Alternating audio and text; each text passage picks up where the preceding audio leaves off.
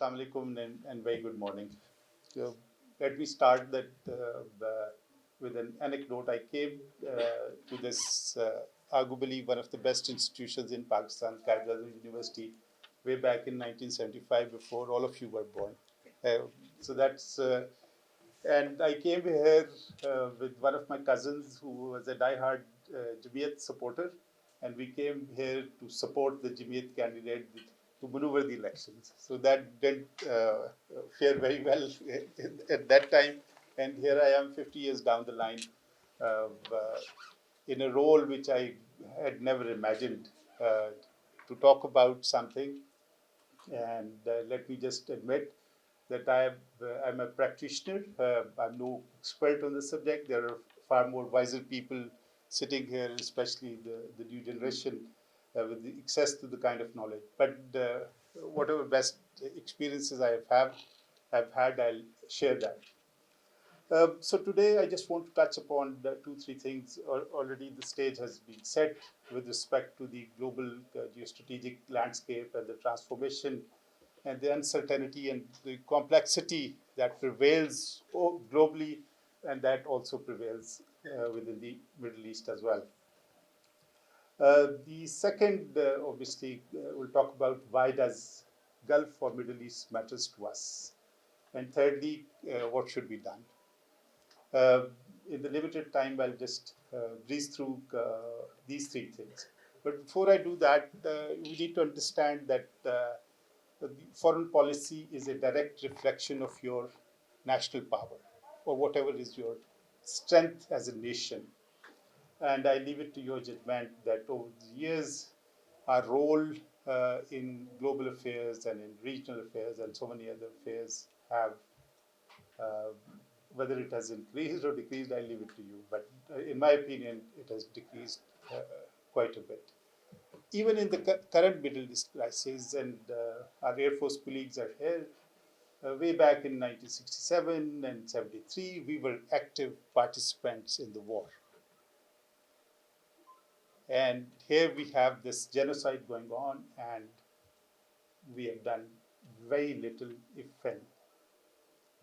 So the stature of Pakistan in global affairs and in regional affairs way back in 70s to what it is now. Uh, so that's one thing we need to remember that. The other thing is that we are beset with a number of other problems as well. Topping the list, as Dr. Jaspal mentioned, is of course Afghanistan. And then the internal stability and then the Indo-China rivalry, which directly impacts us. So whereas there is impact of the Middle East crisis on Pakistan, we can't remain aloof to that. But there are other pressing requirements which take bulk of our time, and that's why our role as an active player has receded quite a bit. And then the ambassador has talked about US-China rivalry, and then issues of access to technology, and then information warfare or fake news, and geoeconomics are some of the things which are taking center stage, and all these wars or conflictual situations that we have, whether it was in Libya or Iraq or the Gulf Wars, there has been a perpetual turmoil within the Middle East. So within the context, whether the US wants their military industrial complex to function, so they support chaotic or managed conflict, chaos within the world, and bordering, where possible, active conflict through their proxies. And that is the case in Ukraine, in Yemen, in Syria, and so many other. I'm sure Admiral, Air Marshal Said would can talk more about it. That who are the active players and what is the complexity that we are confronted with in terms of working out a strategy which serves our interest, and what should we do about it, and how can we be helpful. Then there is the popular sentiments across Pakistan, uh, being a Muslim or being brotherly relations or our religious relations with the Middle East nations, and our support to the Palestinian cause. That also impacts our policy with respect to what we follow as a state. Uh, the 3, 4 things which will determine uh, as what lies in future for us. Obviously, if there was any doubt, the cat is out. The Greater Israel map, which just came out yesterday, as a state policy of Israel. So that's one. The other is the role of Iran. What will happen? If Iran gets involved into an active conflict, then obviously it will have a direct impact, especially if the oil supplies within the Gulf are affected. So not only the global economy, but also Pakistan's dependence on free flow of oil from the Middle East could be detrimental. So it is not wise to take sides, but there are times when you can't remain aloof. There is an overt strategy, and then there is a covert strategy which needs to be followed, and sometimes you have to act to protect your national interests. The third and the most important part is obviously the Trump administration and what is their policy towards the Middle East and towards in particularly Saudi Arabia. So if this current crisis spirals out and engulfs other Middle East nations, most notably Iran, then we'll have hot potatoes on our plate. Uh, I think the best, as I said, we need to exercise, in terms of response, the first thing is that we need to exercise strategic autonomy. We need to be sure as to what our interests are.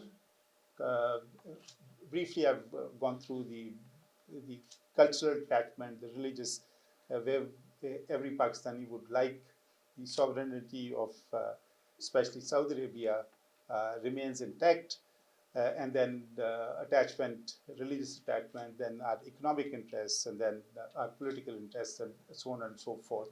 And then as a destination of our human resource. So first of all, we need to, second, the policy has to be pragmatic. It has to be based on quid pro quo. What is it that we can do for them, and what is it they will do in return for us? We need to make our relations within the Gulf states not just religious and cultural, but they have to be robust. And the only robustness is through economic. We need to concentrate on, and unfortunately, we've not fared very well.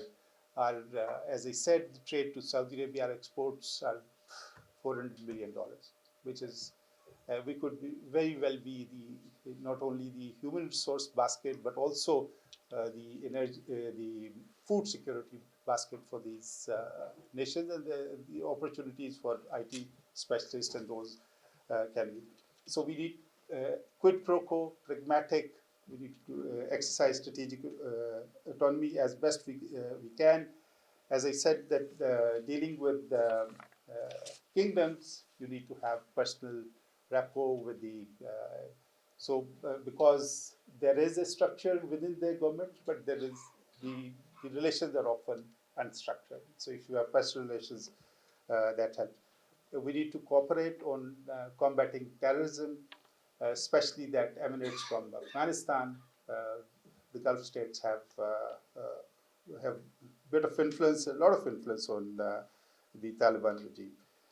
And last but not least is we need to improve our governance in the sense that the foreign policy assumes its place as the first line of defense and as the first respondent to any challenge or opportunity that arises. And most notably, the qualified and skilled human resource that is required not only in Middle East but elsewhere in the world as well. That is one area we can. But overall, the Middle East crisis has the capacity to not only engulf this entire region, but the world itself.